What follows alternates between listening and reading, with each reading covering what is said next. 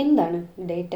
ഈ ഡേറ്റയും ഡേറ്റ സ്ട്രക്ചേഴ്സും ഒന്നാണോ? Hello guys, data സ്ട്രക്ചേഴ്സിനെ കുറിച്ചാണ് ഇന്ന് നമ്മൾ പഠിക്കുന്നത്. IT കോഴ്സ് എടുത്തിട്ടുള്ള മിക്കവർക്കും ഇത്തിരി കോംപ്ലിക്കേറ്റഡ് അല്ലെങ്കിൽ കൺഫ്യൂസിംഗ് ആയിട്ടുള്ള ഒരു സബ്ജക്റ്റ് ആയിരിക്കും ഡേറ്റ സ്ട്രക്ചേഴ്സ്. സോ ആ ഡേറ്റ സ്ട്രക്ചേഴ്സിൻ്റെ ഏറ്റവും മിനിമൽ ആൻഡ് സിമ്പിൾ ആയിട്ടുള്ള ഒരു എക്സ്പ്ലനേഷനാണ് ഈ video. Once again welcome back to എഡ്യൂകോ.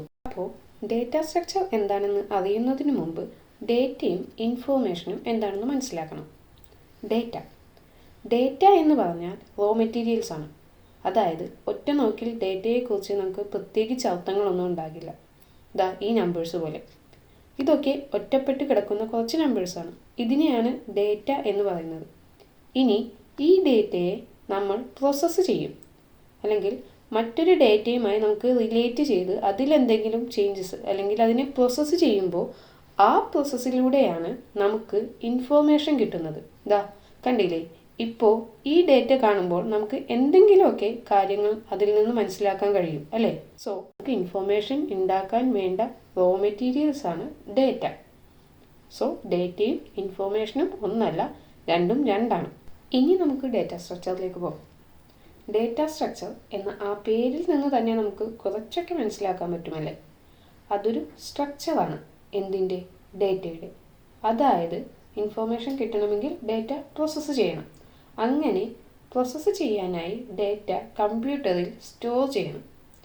So ഏറ്റവും എളുപ്പത്തിൽ ആക്സസ് ചെയ്യാൻ പറ്റുന്ന രീതിയിൽ ഡേറ്റയെ കമ്പ്യൂട്ടറിൽ അറേഞ്ച് ചെയ്യുന്ന രീതിയെയാണ് ഈ ഡേറ്റ സ്ട്രക്ചർ എന്ന് പറയുന്നത്. അടുത്തത് ഡേറ്റ സ്ട്രക്ചറിൻ്റെ ക്ലാസിഫിക്കേഷൻസ് ആണ്. ഈ ഡേറ്റ സ്ട്രക്ചറിനെ നമുക്ക് രണ്ടായിട്ട് തരംതിരിക്കാം, ലീനിയർ ആയിട്ടും നോൺ ലീനിയർ ആയിട്ടും. ലീനിയർ ഡേറ്റ സ്ട്രക്ചറിൽ വീണ്ടും രണ്ടായിട്ട് തരംതിരിക്കാം, സ്റ്റാറ്റിക്, ഡൈനാമിക്. ഈ സ്റ്റാറ്റിക് ഡേറ്റ സ്ട്രക്ചറിലാണ് അവ വരുന്നത്. ഡൈനാമിക്കിലാണ് സ്റ്റാക്ക്, ക്യൂ, ലിങ്ക്ഡ് ലിസ്റ്റ് എന്നിവ വരുന്നത്. പിന്നെ ട്രീയും ഗ്രാഫും നോൺ ലീനിയർ ഡേറ്റ സ്ട്രക്ചറിൽ പെടും. ഈ ലീനിയറും നോൺ ലീനിയറും ഒക്കെ എന്താണെന്നല്ലേ നിങ്ങൾ ആലോചിക്കുന്നത്? നമുക്കതൊന്ന് എലാബറേറ്റ് ചെയ്യാം. ലീനിയർ ഡേറ്റ സ്ട്രക്ചറിൽ എലമെൻറ്റ്സ് ഓർ ഡേറ്റ അറേഞ്ച് ചെയ്തിരിക്കുന്നത് ഒരു സീക്വൻഷ്യൽ ഓർഡർ ആയിട്ടാണ്. അതായത് ഒന്നിനു പുറകെ ഒന്നായി. അപ്പോൾ ഒരു ഡേറ്റ എടുത്താൽ നമുക്ക് എളുപ്പത്തിൽ തന്നെ അതിന് തൊട്ട് മുൻപുള്ളതോ അല്ലെങ്കിൽ അത് കഴിഞ്ഞ് തൊട്ടടുത്തുള്ള ഡേറ്റയോ എടുക്കുവാൻ സാധിക്കും. ഈ ലീനിയർ ഡേറ്റ സ്ട്രക്ചറിൽ പെട്ടവയാണ് array, stack, queue, linked list എന്നിവ. ലീനിയർ ഡേറ്റ സ്ട്രക്ചർ വീണ്ടും രണ്ടായി തിരിക്കുന്നുണ്ട്, static and dynamic data structures. Next, static data structure. ഏറ്റവും എളുപ്പത്തിൽ ഡേറ്റ ഫെച്ച് ചെയ്യാൻ പറ്റുന്ന ഒരു ഡേറ്റ സ്റ്റോറിംഗ് മെത്തേഡാണ് സ്റ്റാറ്റിക് ഡേറ്റ സ്ട്രക്ചർ. അറേ ആണ് സ്റ്റാറ്റിക് ഡേറ്റ സ്ട്രക്ചറിന് എക്സാമ്പിൾ. ഇതിന് ഒരു ഫിക്സഡ് മെമ്മറി ആയിരിക്കും ഉണ്ടാകുക. അതായത് നമ്മൾ ഡേറ്റ സ്റ്റോർ ചെയ്യാൻ ഉദ്ദേശിക്കുമ്പോൾ തന്നെ നമുക്ക് എത്രത്തോളം മെമ്മറി സ്പേസ് വേണ്ടി വരുമെന്ന് നേരത്തെ പറയണം. അങ്ങനെ കിട്ടിയ ഫിക്സഡ് മെമ്മറി സ്പേസിലാണ് ഡേറ്റയെ നമുക്ക് സ്റ്റോർ ചെയ്യാനാകുക. ഈ പറഞ്ഞ മെമ്മറി സ്പേസിനേക്കാൾ കൂടുതൽ ഡേറ്റ വന്നാൽ നമുക്കത് സ്റ്റോർ ചെയ്യാൻ കഴിയില്ല.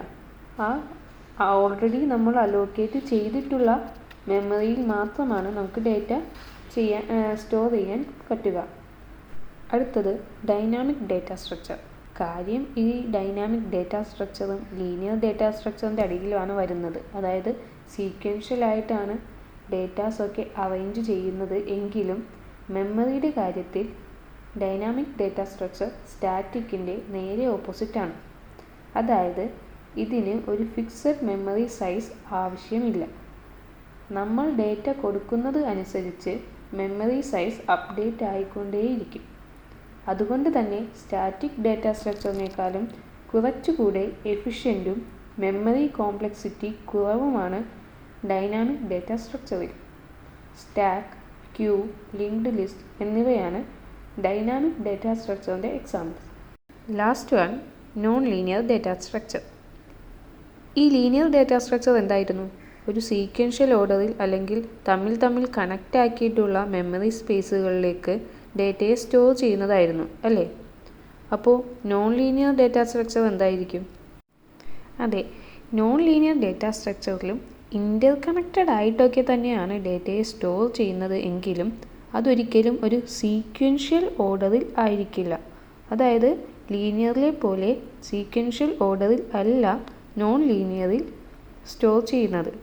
കുറച്ചുകൂടി എളുപ്പത്തിൽ പറയുകയാണെങ്കിൽ നമുക്ക് ഒരു തവണ കൊണ്ട് നമ്മൾ സ്റ്റോർ ചെയ്ത ഡേറ്റാസിലൂടെ കടന്നു പോകാൻ നോൺ ലീനിയർ ഡേറ്റ സ്ട്രക്ചറിൽ കഴിയില്ല. പക്ഷേ ലീനിയർ ഡേറ്റ സ്ട്രക്ചറിനേക്കാളും എഫിഷ്യൻ്റ് ആയിട്ടായിരിക്കും നോൺ ലീനിയർ ഡേറ്റ സ്ട്രക്ചറിൽ കമ്പ്യൂട്ടർ മെമ്മറിയെ യൂസ് ചെയ്യുക. ഈ നോൺ ലീനിയർ ഡേറ്റ സ്ട്രക്ചറിൻ്റെ എക്സാമ്പിൾസാണ് ട്രീയും ഗ്രാഫും. അപ്പോൾ ഇത്രയുമുള്ളൂ ഡേറ്റ സ്ട്രക്ചറിൽ മനസ്സിലാക്കേണ്ട ബേസിക് കാര്യങ്ങൾ. ഇനി അടുത്ത വീഡിയോയിൽ ഡിഫറെൻറ്റ് ഡേറ്റ സ്ട്രക്ചേഴ്സിൻ്റെ എക്സ്പ്ലനേഷൻ ആയിട്ട് വരാം. അതുവരെ ബൈ ബൈ.